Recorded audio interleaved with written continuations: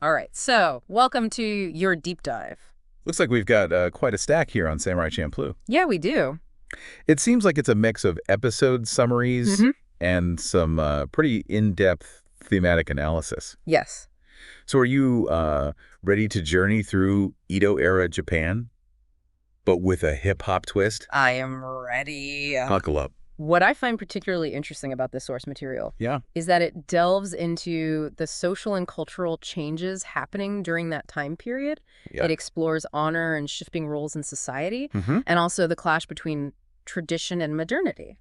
Okay, so let's set the stage a little bit Okay. for people who may not know about this show. Sure. We've got Mugen, the wandering Ronin, with his crazy fighting style. Right. Then there's Jin, who's a bit more stoic, a more Yeah. traditional swordsman. Mm-hmm. And then we've got Fu, who is this headstrong tea house waitress. Yeah. She kind of brings them all together Uh-huh. on this quest across Japan. Yes. It seems, though, That the sources suggest that it's more than just about finding her dad, right? it really is a journey of self-discovery for each of the characters. Yeah. You know, they are all trying to find meaning in a world that seems to be rapidly changing around them. Right. And one of the things that makes Samurai Champloo so unique is its narrative structure. Yeah. You know, on the surface, it feels very episodic. Right. We've got these standalone adventures, Mhm. interesting characters. Yeah. We meet them, and then we never see them again. Right. However, the source material suggests that there are these subtle hints Oh, really? of a bigger picture, you know, a grander narrative purpose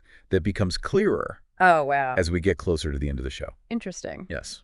You know, I was thinking about that baseball episode. Mhm. At first glance, Yeah. it just seems so fun, right? It's pure fun. It's absurd and it's hilarious. Yeah. The source material, though, Yeah. suggests that there's actually a deeper layer there. Right. When we think about the historical context, Japan at this time is being forced to open up to the West. Mm-hmm.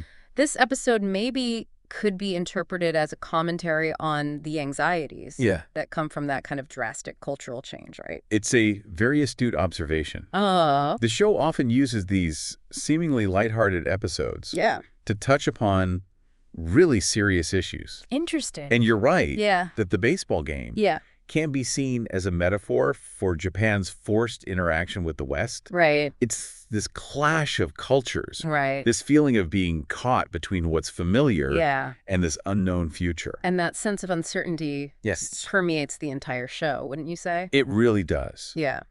And that leads us into another really important theme that the source material highlights. Right. The role of women in Edo-era Japan. Yeah. It's not just about Fu finding her father. Okay. It's about her own self-discovery. right. It's about pushing against the limitations that are placed on women in that society. That's a really interesting point. Can Yeah. you maybe elaborate on those limitations a little bit? Sure. What were some of the specific challenges that women faced? Well, in the source material, it describes how women in Edo-era Japan were often seen as property. Really? They were expected to be subservient to men, Wow. and their lives were largely controlled by societal norms and expectations. Okay. There were limited options for education, Yikes. independence, or Right. self-expression. So how does Fu kind of challenge those norms? Well, We know she's headstrong, but are there specific instances where we see her kind of pushing back? we see it in many ways, sometimes subtle, sometimes overt. Okay. For example, take her repeated kidnappings. Oh, yeah. Now, while sometimes these are played for laughs, Right. they do highlight a very real vulnerability Yeah. that women faced in that society. Uh-huh. They were often targets of violence. Right. Their safety was never truly guaranteed. That's a good point. Yeah, they were never really brushed aside. Just comedic relief. Yeah. There's always this underlying tension, All right. a sense of danger lurking beneath the surface. Yeah, definitely. Exactly. Mm. And despite those dangers, Yeah. Fusto never allows herself to be a passive victim. Uh-huh. She consistently finds ways to assert her agency. Okay. She fights back, Yeah. and ultimately she determines her own fate. So it's almost like she's embodying this kind of strength and resilience Yes, that maybe other female characters in the show don't have? Yeah. Do you think maybe that's on purpose? Yeah. Like maybe the show is contrasting her with some of the other female characters? I think you're right. Okay. I'm thinking specifically of Sarah the assassin Oh, yeah. and Osuzu the brothel worker. Yeah.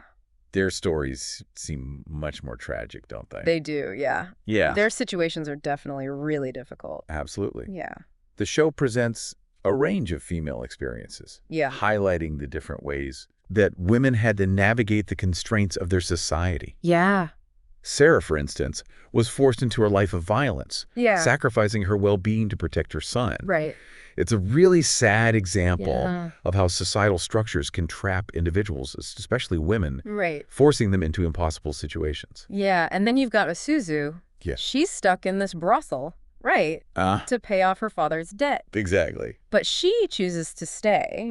She prioritizes her family's needs over her own freedom. Yes. Which really underscores those limited options available to women, even when they have the strength and the intelligence to maybe forge their own path. Right. That's a good point. These contrasting narratives offer a glimpse into the complexities of womanhood during that time, and through these diverse characters, Right. the show raises these important questions Yeah. about freedom and agency and the impact of societal pressures on individual lives. Yeah. Okay, so we've got this backdrop of cultural change and shifting gender roles. Yeah. And then on top of that, you've got this declining samurai class. Right. The source material really emphasizes how the samurai were struggling to find their place in this peacetime Edo Japan. Absolutely. This is a really crucial element of the show's thematic exploration. Yeah. You know, the samurai, once these revered warriors, they are now facing a world that doesn't seem to need them. Right. And this leads to some fascinating character journeys and different ways of coping with this loss of identity. It seems like the show really explores these different reactions to this change, right? You've got, for instance, the Tengu priests. Remember them? We encountered them. They're so nostalgic. They long for that warring past. Right. And they refuse to accept the reality of this new era. Right, right. Then on the other hand, you've got someone like Karya. He's the seemingly harmless gardener. Yeah. But then we find out he's a deadly assassin Right. working for the shogunate. Yeah. It's wild. That's a great example. He embodies this different kind of adaptation that's almost more pragmatic, Yes. even cynical. It's like he's accepted that the old ways are gone, and he's chosen to survive by serving this new order, Yes. even if it means compromising his own values. Exactly. It's like he's decided if the world's going to change, he's just going to change with it, regardless of the cost, right?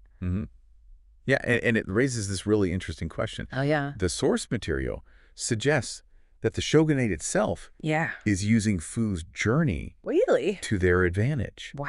They're secretly tracking the trio, manipulating events to meet their own goals. Wait, so those chance encounters? Yes. Those adventures? Yeah. They're all orchestrated. It seems that way. That's kind of sinister. It really adds a layer of complexity to the show. Yeah. It suggests that even as these characters are trying to find their way in this changing world, there are these larger forces at play pulling the strings. So it's like, how much agency do we really have in shaping our own destinies? Exactly. It's a good question. That's a question that we'll continue to explore as we delve deeper into the rest of the source material. This is already so fascinating. Oh, right. I can't wait to see what other insights we discover. Let's do it. Let's dive back in. So before we really dove into all this source material on Samurai Champloo, I would never have guessed that the shogunate was like secretly pulling all the strings. Yeah, it's really interesting. Like using Fu's whole quest to find her dad. It really makes you rethink all this like chance encounters that they have. It really does. It adds a whole new dimension to the show's exploration of change and how people in power really try to maintain that control even as things are shifting around them. Right. So it's not just about individuals adapting. It's about the systems themselves and those structures that are kind of resisting change. Absolutely. And they even use like underhanded tactics to keep things the way they are. It's like they're threatened by people like Fu's father. Yes. They represent a challenge to them. They do. So they have to manipulate everything and they exploit people to hold on to that power. Yeah. Which brings us back to Karya. Oh, yeah. Kaitatoki. The gardener, the assassin. Yeah. He's fascinating. He's a great example. What's so interesting about him is his whole philosophy. Like, he truly believes that the age of the samurai is over. Yes. It's done. He thinks those who are clinging to the old ways are going to be swept away. It's almost like he's accepted it so much that he's embracing this new order, right? He becomes a tool of the shogunate.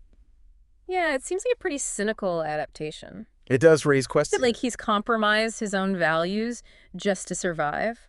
About the true nature of the samurai spirit in this changing world. Right. We see so many different responses to this decline of the samurai class. You've got the Tengu priests. Yeah. They embody that nostalgic longing for the past. Right. But then you have Karya representing this pragmatic and even ruthless approach. It makes me think about Jin. Yeah. He's also trying to figure out what his purpose is in a world that doesn't need him anymore. Right. Do you think that his final duel That's a great point. with Karya is like symbolic of this struggle? I think so. Okay. Like a powerful clash between these two different ways of adapting to a changing world. Right. And they're both such skilled swordsmen. They are. Both essentially Ronin, masterless samurai. Trying to figure it out. Trying to navigate a world that doesn't have a place for them. But Jin decides to fight for something he believes in. Yeah. Even if it means he has to sacrifice himself. Right. But Karya is all about just survival. Even if it means serving those he despises. Exactly. And the show doesn't give us like a clear answer as to which path is right. It's ambiguous. Yeah, Jin finds purpose in his final moments, and Karya lives on. Right. But it's a pretty bleak victory for him. It's devoid of honor, you know, or true meaning. So the show leaves us to really consider what sacrifices are we willing to make when we're faced with change? That's a good question. What is the cost of those sacrifices? That's deep. Right. It also makes me think about Mugen. Yeah. He's almost like the embodiment of chaos. He resists any kind of structure or authority. Yeah. But even he has to kind of confront his past, his own demons, right? Yeah. His encounter with Humanos. Yeah, Humano. The leader of that trio. Yeah. Seeking revenge for the pirate raid. It's a crucial moment for his development. Because Humanos represents the path Mugen could have taken. Yeah. A life consumed by violence and vengeance. It's like looking in a mirror and seeing a dark reflection. It's a twisted version of himself. Yeah. But he chooses a different way. Yeah. Ultimately, he spares Fu. And he even kind of acknowledges a connection that he never thought he was capable of. Right. And it suggests that even in chaos, even within someone like Mugen, who seems to reject any kind of connection, there's a flicker of humanity, this capacity for compassion. So you've got Jin confronting this cynical pragmatism with Karya, and Mugen confronting this ruthlessness of Humanos. Yeah. And then you've got Fu right in the middle. And there she is. She's almost the catalyst. I think she is. For their growth, for their redemption. Absolutely. Yeah. Fu, despite her vulnerability, she displays such resilience and determination. She's the one who brings them together. Yeah. These two lost souls and forces them to confront their humanity. Right through her journey. Yeah. That scene where she reveals the truth about the coin toss. Oh, that scene gets me every time. Yeah. It's so good. It's like she wasn't ever obligated to go with them. But she chose to. She did. And in doing so, she changes them. Yeah, it's powerful. It highlights this power of choice. Yeah. Even in a world where we often feel like we're just pawns. Yeah. She wasn't just a damsel in distress. Right. She was actively shaping her destiny. And in doing so, she influenced everyone around her. Yeah, she did. It's a great moment. It emphasizes how transformative those relationships can be. Even just these fleeting connections can have such a big impact. Right. It all ties back to the show's unique blend of different genres and tones. Right. It's a story that blends humor and action, philosophical reflection, and even pure absurdity. It's wild. 1 minute, we're watching this intense sword fight. Right. Beautifully choreographed. Amazing. And the next, we're in a hip-hop dance battle. Yes. Or like a baseball game against Americans. You never know what you're going to get. Right. It's a wild ride. But it works. Yeah. It all comes together. It's not just entertainment. There's more to it. Those absurd elements often highlight these deeper themes. Oh, really? Like, for instance, that baseball game. Yeah. You can interpret that as a metaphor for the anxieties of cultural exchange. Wow. Okay. The dance battle becomes a way for Mugen to really express his inner turmoil, his struggle between chaos and control. It's like the show is saying that life itself is this blend of the serious and the absurd, the beautiful and the heartbreaking. And amidst all that, there are still connections and moments of hope and opportunities for growth and transformation. As we go into this final part of our deep dive here, I think it's important to think about how Samurai Champloo, with its unique style and blend of genres, manages to convey these really profound messages about life and identity and human connection. Yeah, really deep stuff. It is. It's great.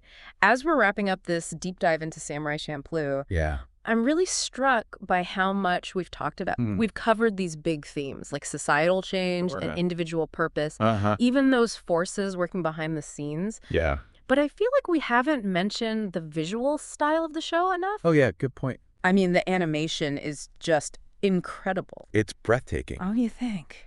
The sources actually point out how Samurai Champloo blends traditional Japanese art styles with these modern, almost graffiti-like influences. Right. And it really creates a unique world that feels familiar and new at the same time.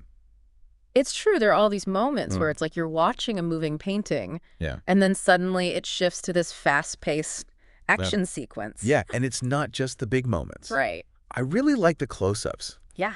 On the characters' faces. Me too. The emotion they convey through these subtle expressions. It's incredible. It really is. The animators are so talented. They are masters. They capture these really complex feelings, not just through facial expressions, body language, too. It adds so much depth to the characters. Right, and their relationships.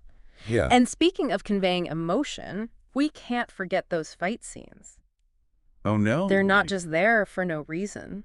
Definitely not. I mean, they feel so important to the storytelling. They are. You can see the characters' inner struggles or motivations. The source material highlights how the fight choreography is an extension of the characters' personalities. Take Mugen, for example.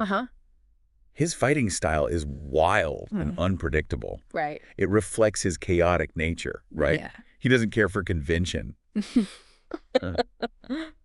Versus Jin. Yes. Yeah. His style is much more controlled, precise. You can see that disciplined training. Reflecting that stoic demeanor. Yeah, it's like their swords are a part of them. You see their personalities, their souls revealed in every fight. And I also find it interesting how the show balances that intense action with these quiet moments. Right, right. Those scenes are so different from that fast pace. Yeah. They let us breathe. And reflect on what's really happening. Remember that scene with Jin? Oh, yeah. He's just sitting by the river, watching the fish swim by. Such a peaceful moment. So quiet. So contemplative. Time slows down. Yeah. You don't usually see that in anime. No, you don't. With so much action. I think that's what makes Samurai Champloo so special. It's true. It blends all these different elements, the action, the quiet, the humor, and the social commentary. Right, it's all there. All within this historical context. Yeah, it's a show that really stays with you. It does. It makes you think about your own life, right? Your own journey. Your search for meaning in a world that's always changing. It leaves you with this feeling that even with all the chaos and the uncertainty, there's still beauty out there. Right. There are connections to be made. And moments of grace to be cherished. So as we wrap up this deep dive, I want you all to think about those chance encounters in your own lives. Those moments that maybe seemed small at the time, but have shaped who you are today. That's a great point. And just like in Samurai Champloo, the meaning you find in your journey is yours to create.